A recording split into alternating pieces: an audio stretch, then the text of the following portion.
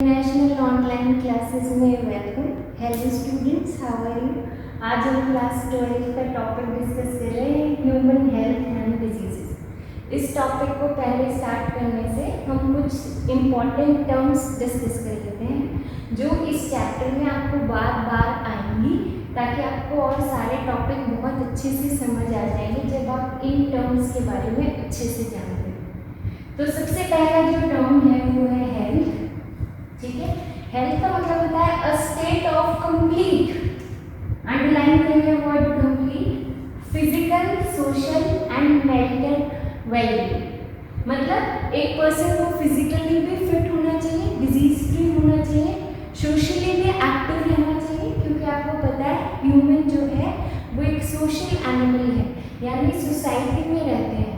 और अगर हम सोसाइटी में अच्छे से बिहेव नहीं कर रहे हैं, इसका मतलब हम बिल्कुल हेल्दी नहीं। ठीक है, और मेंटल वेलबींग यानी मेंटली भी जो पर्सन जो है वो बिल्कुल फिट एंड फाइन होना चाहिए, थिंकिंग एबिलिटी, वो सारी चीज़ें एज इट इज़ वर्क करें, तभी हम उस पर्सन को हेल्दी कंसिडर कर पाएंगे जब वो फिजिकली, सोशली और मेंटली बिल्कुल परफेक्ट रहेगा। ठीक है, उसके बाद नेक्स्ट हम आता है डिजीज। अब डिजीज फ्री होने का मतलब ये नहीं है कि पर्सन हेल्दी है, किसी को डिजीज नहीं है तो पर्सन हेल्दी है, ऐसा नहीं है। हम डिस्कस कर चुके हैं, हेल्दी होने का मतलब है फिजिकल, सोशल और मेंटल वेलबींग। तो अब हम आते हैं डिजीज का मतलब क्या होता है। डिजीज का मतलब होता है कि एक फिजिकल या functional change from normal state, यानी हमारी बॉडी जिस तरीके से नॉर्मली वर्क करती है उसके अंदर कुछ ऐसा फंक्शनल चेंज आ जाए जिसकी वजह से डिस्कम्फर्ट या डिसेबिलिटी हो जाए। जैसे आप नॉर्मली फिजिकली चल सकते थे, पर अब कुछ ऐसा हुआ कि आप नहीं चल पा रहे हैं, स्वेलिंग आ गई, चोट लग गई, तो ये आपको डिसेबल कर रहा है, आपकी वर्किंग एबिलिटी को कम कर रहा है। या फिर आपको फीवर आ गया, बहुत हाई फीवर है, स्टमक एक है, हेडेक है, ये क्या कॉज कर रहा है, डिस्कम्फर्ट कॉज कर रहा है। यानी डिजीज का मतलब क्या होता है कि फिजिकल और फंक्शनल चेंज, जो आप नॉर्मल फंक्शन करते हैं वो फंक्शन नहीं कर पा रहे हैं, जिसकी वजह से आपको डिस्कम्फर्ट या डिसेबिलिटी हो, उसे हम डिजीज कहते हैं। It is characterized by signs और सिम्टम। कभी भी डिजीज होगी तो वो आपको एक पर्टिकुलर साइन या सिम्टम होंगे ही, जैसे आपको फीवर आएगा, हेडेक होगा, कफ होगा, सोर थ्रोट होगा, आपको स्नीजिंग आएगी, यानी डिजीज के साथ आपको हमेशा कोई पर्टिकुलर साइन या सिम्टम दिखेंगे जिससे आप उसे कैरेक्टराइज्ड कर लेंगे कि आपको ये डिजीज हुई। ठीक है, नेक्स्ट टर्म है हमारा पैथोजन। पैथोजन का मतलब होता है ऐसा माइक्रो ऑर्गेनिज्म या कोई भी ऑर्गेनिज्म। ठीक है, माइक्रो ऑर्गेनिज्म वो होते हैं जिन्हें आप नेकेड आइज से नहीं देख सकते, या फिर कोई भी ऐसे ऑर्गेनिज्म जो डिजीज कॉज करने की एबिलिटी रखे, हम उसे पैथोजन कहेंगे। हम इसके लिए कोई पर्टिकुलर चीज एसोसिएट नहीं करते, पर हमें ये याद रखना है कि अगर उससे डिजीज कॉज हो रही है तो हम उसे पैथोजन कहेंगे। जो नेक्स्ट टर्म है हमारा वो है वेक्टर्स।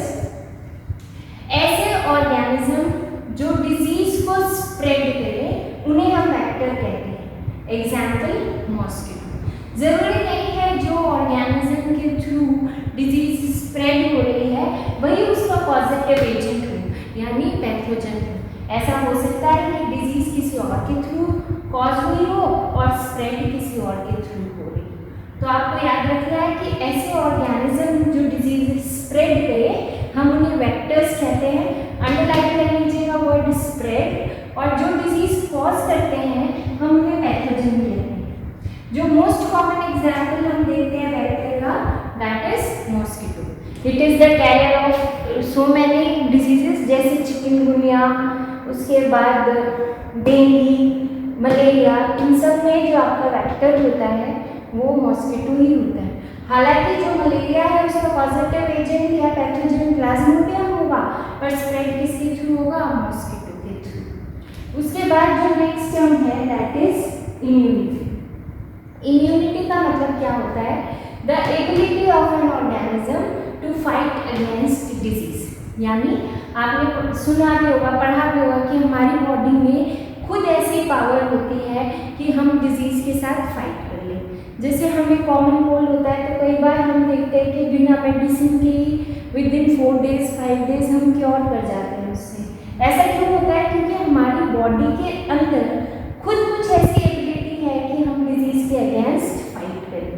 ऐसी एबिलिटी बॉडी की जिससे हम डिजीज़ के अगेंस्ट फाइट करें उसे हम इम्यूनिटी कहते हैं। उसके बाद नेक्स्ट टर्म आता है एंटीजन। एंटीजन क्या है? जो large and complex foreign molecules which activate the immune system of the body। Large होना चाहिए साइज का, ठीक है, कॉम्प्लेक्स फॉरेन मॉलिक्यूल होना चाहिए और mainly this is the protein. Mainly जो हमारी बॉडी में एंटीजन की फॉर्म में एंटर करते हैं वो प्रोटीन्स होते हैं जो हमारी खुद की बॉडी के नहीं होते, बाहर से इन्वायरमेंट से आते हैं, ठीक है। तो ऐसे कोई भी लार्ज या कॉम्प्लेक्स मॉलिक्यूल जिनके पास एबिलिटी हो कि वो हमारे इम्यून सिस्टम को एक्टिवेट कर दे, ऐसे कॉम्प्लेक्स मॉलिक्यूल एंटीजन कहलाते हैं। उसके बाद जो नेक्स्ट टर्म है वो है एंटीबॉडीज।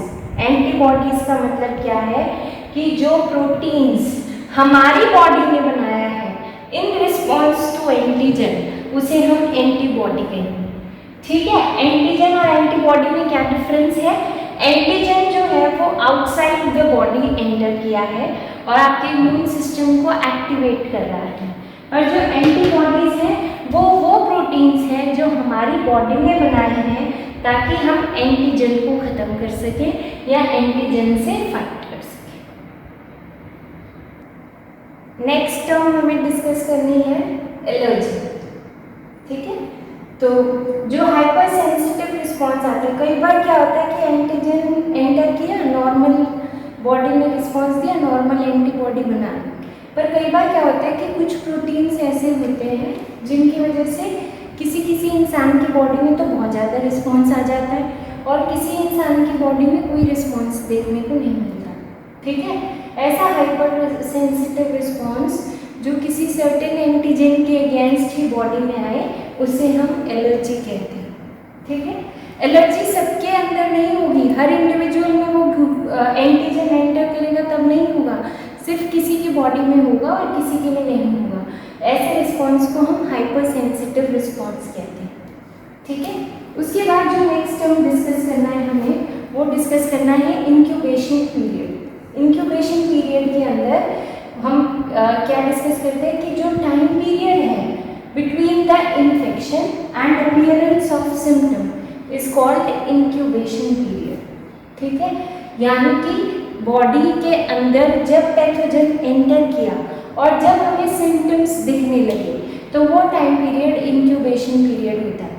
हर पैथोजन के लिए इंक्यूबेशन पीरियड अलग अलग होता है, जैसे किसी के लिए 7 डेज, किसी के लिए 10 डेज, किसी के लिए 14 ईयर्स तक हो सकता है। जैसे एड्स में HIV वायरस एंटर करे और अपीयरेंस हो सिम्टम्स में, उसमें 10 to 14 ईयर्स तक का टाइम हो सकता है, दैट इज इंक्यूबेशन पीरियड। उसके बाद जो नेक्स्ट टर्म हमें डिस्कस करनी है वो डिस्कस करनी है वैक्सीनेशन। वैक्सीनेशन क्या है? The process of introduction of vaccine. Vaccine क्या है? एंटीजेनिक प्रोटीन, ठीक है। हम क्या करते हैं कि डेलिबरेटली बाहर से एंटीजन को हमारी बॉडी के अंदर एंटर कराते हैं बहुत छोटी अमाउंट में, ताकि इतनी ज़्यादा ना हो कि डिजीज़ कॉज कर दे, पर इतनी स्पेसिफिक अमाउंट हो कि क्या कॉज कर दे? एंटीबॉडी की फॉर्मेशन कॉज कर दे, ठीक है। तो जो वो प्रोसेस है जिसमें हम एंटीजन को हमारी बॉडी में जानबूझ के एंटर करा रहे हैं ताकि उसको उस डिजीज़ से प्रोटेक्शन पहले ही मिल जाए, तब जब वो एंटीजन बहुत ज़्यादा अमाउंट में घुसे डिजीज़ कॉज करने लायक में तो बॉडी प्रिपेयर्ड है, ठीक है। आपको बता दें जो एंटीबॉडीज़ हमारी बॉडी में बनती हैं उनकी कुछ स्पेसिफिक मेमोरी प्रेजेंट होती है, और अगर उस मेमोरी के टाइम पीरियड में ही एंटीजन दोबारा आता है तो हमारी बॉडी उसको डिजीज़ कॉज नहीं करने देती। अगर वो प्रोसेस जिससे हमने जानबूझकर थोड़े से एंटीजन एंटीजन हमारी बॉडी में डाले हैं ताकि हम उस इंडिविजुअल को प्रोटेक्ट कर सकें उस डिजीज से, तो ये प्रोसेस क्या कहलाएगा? वैक्सीनेशन। उसके बाद नेक्स्ट हम पढ़ते हैं कैंसर। कैंसर क्या है? Uncontrolled and abnormal division of cells. आपको पता है हमारी बॉडी में सेल्स की बनी हुई है और वो सेल्स ही डिवाइड करके हमें सिंगल सेल से मिलियन ऑफ सेल्स के ऑर्गेनिज्म के अंदर बनाती है, ठीक है। तो इसका मतलब क्या है कि हमारी बॉडी में हमेशा सेल डिवीजन होता रहता है, पर जब हमारी बॉडी का सेल डिवीजन अब नॉर्मल और अनकंट्रोल्ड मैनर में होने लगे, यानी जिसे रोकना मुश्किल हो जाए और वो सेल्स आपस के ऑर्गन्स में घुसकर उन्हें डिस्ट्रॉय करना स्टार्ट करें, ऐसी डिजीज को हम कैंसर कहते हैं, ठीक है। जो अनकंट्रोल्ड और अबनॉर्मल डिवीजन से सेल बनी, वो सेल्स एक मासेस ऑफ सेल्स या एक आउटग्रोथ की फॉर्मेशन करती है। उस ग्रुप ऑफ सेल को या उस आउटग्रोथ को जो अनकंट्रोल्ड डिवीजन से बनी है उसे हम ट्यूमर्स कहते हैं, ठीक है। अनकंट्रोल्ड डिवीजन से जो मास ऑफ सेल बना है या एक आउटग्रोथ बन गई है बॉडी में, उस आउटग्रोथ को या मास ऑफ सेल को हम ट्यूमर कहते हैं। उसके बाद नेक्स्ट हम आता है रिट्रोवायरसेस, ठीक है। तो जो रिट्रोवायरसेस हैं वो क्या होते हैं? आपको पता है कि जो आपका आरएनए है, उस आरएनए में आपको एक तो जेनेटिक मटेरियल मिलता है, ठीक है, और बाहर की तरफ प्रोटीन कोट मिलती है। ये स्ट्रक्चर हमारे वायरस का होता है, ठीक है, जिसमें बाहर का ये प्रोटीन कोट है और अंदर ये जेनेटिक मटेरियल है। ये जेनेटिक मटेरियल डीएनए भी हो सकता है और ये जेनेटिक मटेरियल आरएनए भी हो सकता है। तो अगर कोई ऐसा वायरस है जिसमें जेनेटिक मटेरियल आरएनए की फॉर्म में प्रेजेंट है, ऐसे वायरस को हम रिट्रोवायरस कहते हैं। जब हम एचआईवी की लाइफ साइकिल पढ़ेंगे इन डिटेल इसी चैप्टर के अंदर, तब मैं आपको रिट्रोवायरस के बारे में और डिटेल में बताऊंगी। Thank you.